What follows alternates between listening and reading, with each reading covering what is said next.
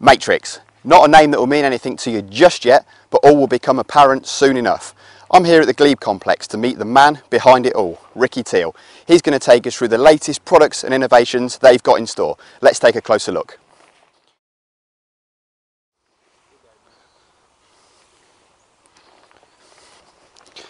Hi Ricky. Hi Alex. Great to see you. Now, I'm a lover of fresh thinking and new ideas when it comes to fishing tackle. And it seems that we are surrounded in the very thing. So, Matrix, what is it and who's it for? Matrix is basically a brand primarily aimed at the angler that fishes competitions, be a club angler or an angler that follows that sort of style of fishing. You know, a match fishing style really, and he's primarily a match fishing brand, and that's who most of the product or all of the product's going to be aimed at really. Okay. And that's. So talk me through the colour. You've got quite a striking black and blue here. What's that all about? It's just you know, when you associate, you look at match fishing, and that's the sort of colour that most people sort of identify with somebody that follows that that does that sort of fishing, you know. Yeah. So I just thought, well, let's it'll come in a minute. Someone's giving you a bit of a tug of war, isn't it? When we did the logos and everything like that, we made it a nice blue colour and black, obviously, because both colours go together. So yeah. Yeah, sure. Quite distinctive, really. Now, what's this? What have you caught this one on? Or do you want to come back to that? I'll come back to that in a minute. All right, well, there's so much to cover. How about we start with the seat box? Yeah. Talk me through what you sat on. Basically, what I'm sat on here is the first Matrix seat box. It's a few bits of innovation on it, as you can possibly see. If you look at all the legs down there, we've tried making everything as snag free as possible. You'll have had it, I've had it if it's windy or anything like that. You get a collection of nuts, bolts and screws, and you get everything, your line gets caught in it. So I've tried to make it so that your line is very, very difficult to get caught on. Cool. Anything. That's a bruiser. Yeah, it's not a bad fish, is it?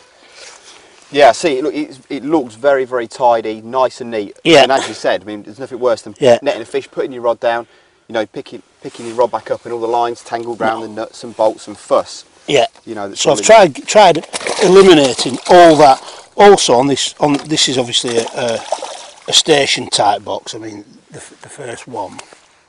I've tried to make it get the starting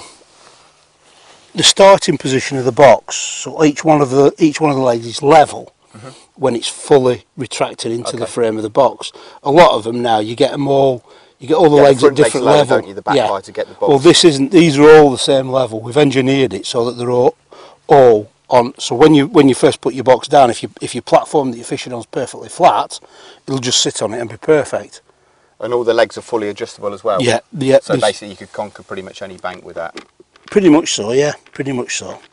What about the leg diameter? What's your thoughts? What we've done is, I mean, I did quite a bit of research into that and asking a lot of people, and I found out that basically, I would say 85% of all seat boxes made in Europe have 25mm round legs.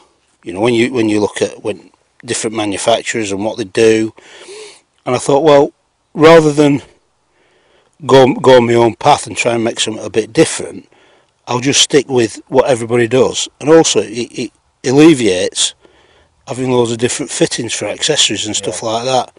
And again, with the accessories, as you can see here, we've done the same sort of, we've called it snag free, same sort of snag free principles, where we want it to be as difficult as possible for an angler to catch. I mean, sooner or later you're always going to catch your line on things, but I think you can eliminate most of the things out of it by just making things nice and neat and tidy, and not having loads of screws or anything like that protruding. Yeah, sure. So that's basically what we've tried to do. So as well as having you know, your own range of matrix accessories, any other sort of 25mm leg accessories will also anyone, yeah. It's all non-marking and it's quite easy to use. Go on then, let's get this one on the money. Let's get another bite. That's about right. So what about the accessories themselves? What's in the range? Pretty much everything that you'd need. I mean, to start with, we've done things like stuff to put your keynet on, like you can see here. Yep, little short attachments. Then you've got this one here that I'm using. This what we call a protector bar that we're using. Sorry, Rick. What's the rippled piece on there? Is that a quick release function or? No, what it is it just gives you enough to turn, so you actually keep your accessories nice and square every time. Oh, brilliant. You can turn that, and it just gives something to grip on if your hands are wet or slimy or whatever. So it just keeps out all your fittings and all your fixtures level and easy to use. So this is your side tray. It looks a little bit different. Yeah, what I've done with the balls, you can see a ball here that I've got a ground bait in, and that'll be one. It's no good here, is it? I'm going to have to stop fishing and start explaining stuff to you. Now, what you can see here, I've done the side, this like bait waiter type side tray will fit 4 square 2.2 pound bait tubs. Yeah. You know, so if it's, and it's also got a lid on it, and if it's raining or anything like that, you can just flick the lid over and straight over the top. Yeah, you can protect whatever's going on. And what about the EVA? Well, the EVA, I've done it in EVA. Most of that before have all been done with normal nylon. The problem you get with normal nylon, if you put ground bait in, it's got salt in or any sort of fish meal or anything like that, it rots very quickly with material. You've all had it. I've had it. I mean, I think there's a collection of ground bait balls at the back of my shed that from everybody, not just, you know, various stages of decay. That are, in various stages of decay, because they don't last. So, you know, you've got this material EVA.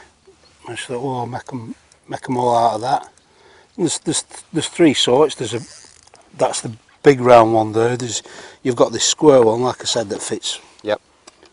Love this. Obviously, living in the UK, we're subjected to quite heavy rain a lot of the time. You can just, you know, so flip that over, keep everything dry. And then there's a smaller round one that's at the back of me somewhere, I think. So yeah, it's pretty unique. And then you've got, like I say, things like feeder arms and all that will all come separately later, and some more obviously side trays and stuff like that. Right, now while I love the sound of all this, I want to know what that is on the end there. Are you going to show me? I'm going to show you now, yeah. Just let me unhook this fish and put it away, and we can see what it is.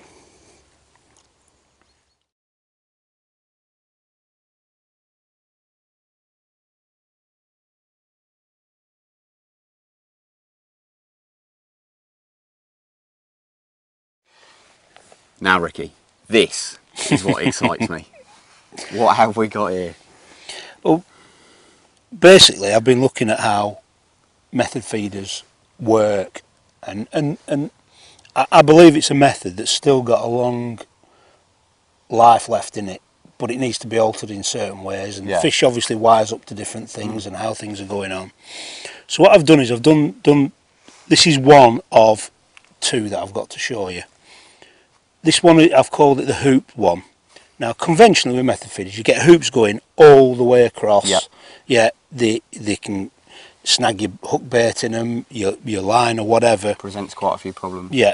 So what I've done here is I've just made the hoops around the side. Yeah, I like that. So you can put a big hook bait in the middle, and you've got enough positions here so that the bait can key to it. Yeah.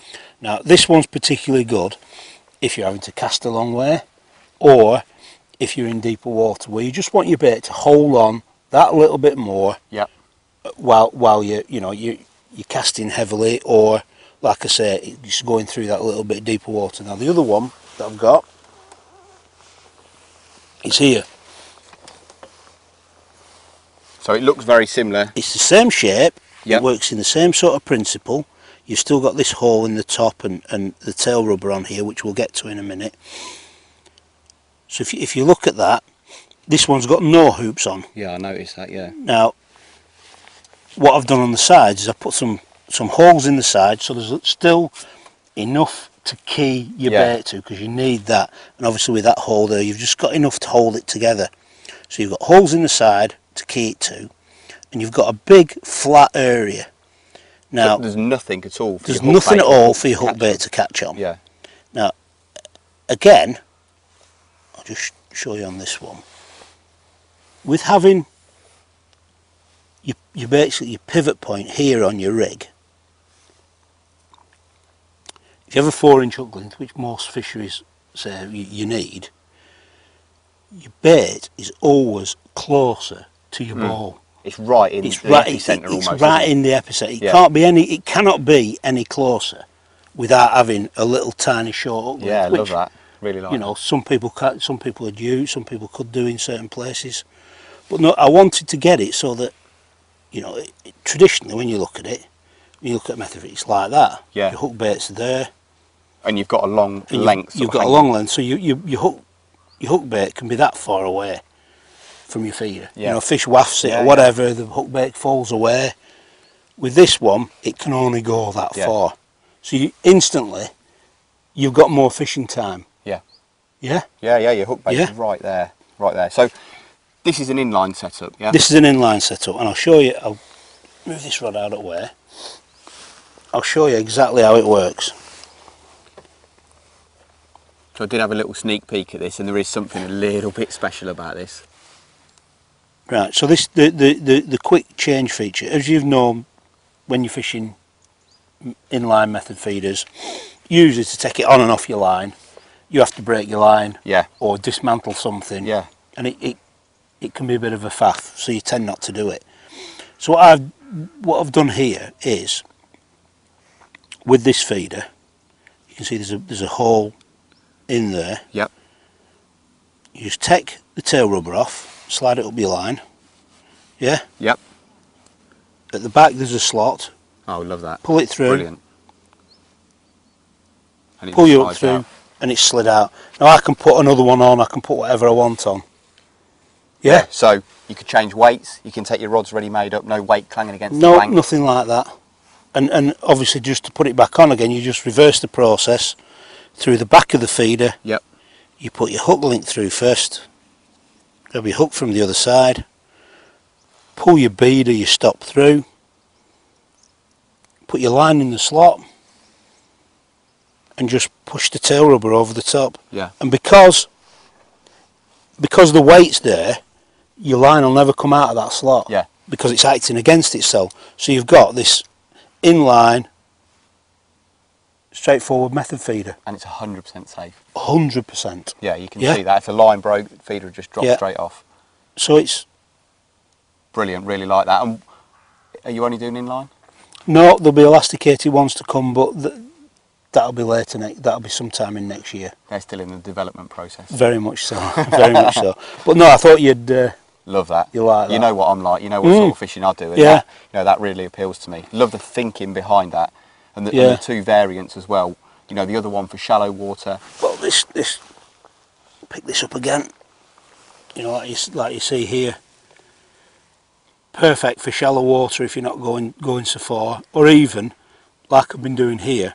I've been feeding, which is very popular now. Feeding a line on a feeder line on the pole line. Yeah. You know, you're feeding, you underarm it in, and it's perfect. I mean, these. We'll talk about these rods afterwards and why they've been developed for this sort of fishing. But the feeders, especially for that sort of quick fishing, you know, you're not chucking so far. You don't need masses of force to keep your bait on your feeder if you're only underarming it. You're only chucking 20 or 30 yards. They're perfect. This is perfect. But if you want to go that bit further or the water's that bit deeper, you need something. So